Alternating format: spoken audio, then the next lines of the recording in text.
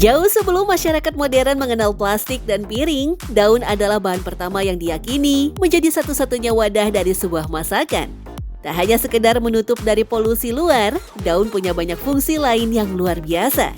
Seperti aroma daun pisang yang berpadu dengan makanan panas, membuat sensasi sekaligus rasa menjadi berkali lipat lezatnya.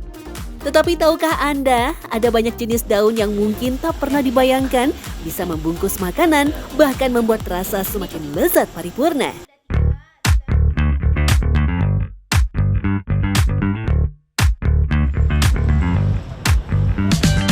Salah satunya adalah daun patat. Daun dari tumbuhan premium Capitatum ini sering kita temui sebagai pembungkus makanan, terutama toge goreng khas Bogor. Nah, penggunaan daun patat ini sebagai pembungkus toge goreng ternyata bisa membuat si toge gorengnya bisa bertahan lama seharian. Ini karena daun patat memiliki sifat antimikroba yang bisa menghambat pertumbuhan bakteri sehingga dia bisa digunakan seharian. Selain itu, warnanya yang hijau merona ini bisa membuat mata siapapun tergoda untuk mencobanya.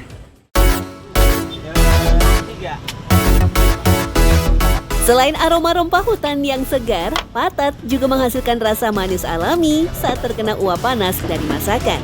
Patat tidak hanya dipakai untuk membungkus lontong, tetapi juga menjadi alas ketika toge goreng sudah siap disajikan. Ini pakai daun patat. Ya, daun patat. Nah, ini boleh jelasin nggak sih Mas, sebenarnya kalau penggunaan daun patat seperti ini tuh fungsinya buat apa sih Mas untuk si toge gorengnya ini? Untuk toge goreng ya lebih ke wangi aja ya. Udah gitu kan serat daun patatnya tuh jadi kalau kena panas tuh sedikit agak nggak terlalu ini juga ya patah-patah atau bocor atau gimana gitu kan. Karena kan kalau misalkan pakai daun pisang dia kecil bungkusnya, kalau pakai daun patat dia agak gede, lebar-lebar juga.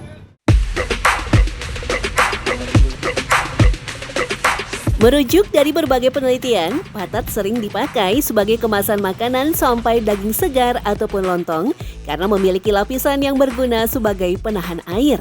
Karena itulah, daun patat juga dipakai sebagai pembungkus lontong dari docelang, sajian khas lain dari Kota Bogor.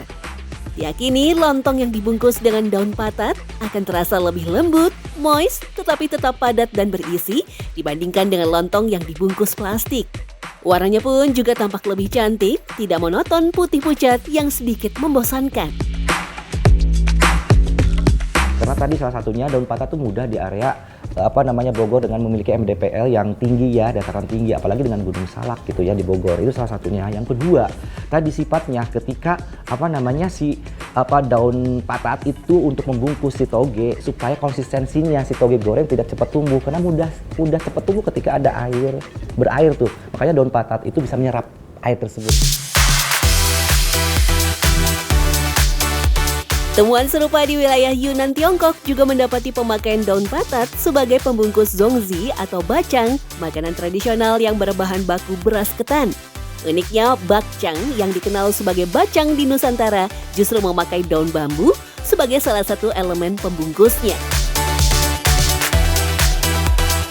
Populer di tanah air sejak abad ke-18, awalnya masyarakat tanah air memakai daun pisang sebagai pembungkus. Daun bambu baru dipilih karena sifatnya yang lebih tahan panas ketika dikukus. Meski begitu, ada perlakuan khusus untuk daun bambu sebelum digunakan untuk membungkus bacang.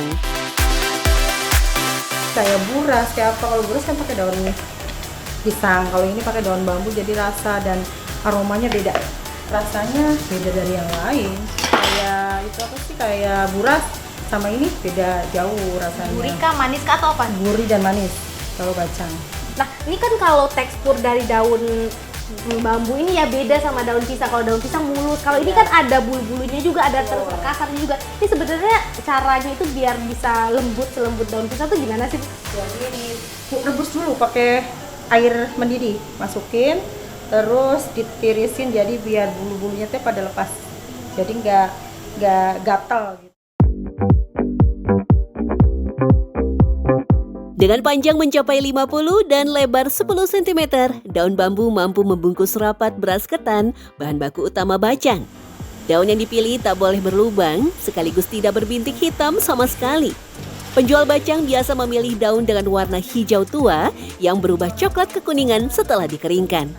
Agar isian bacang tidak tumpah dan bocor, daunnya ditumpuk sampai 2 hingga 3 lembar. Serat daun bambu yang lentur sekaligus kuat mampu membentuk bacang dengan sempurna, baik dalam bentuk lonjong ataupun segitiga.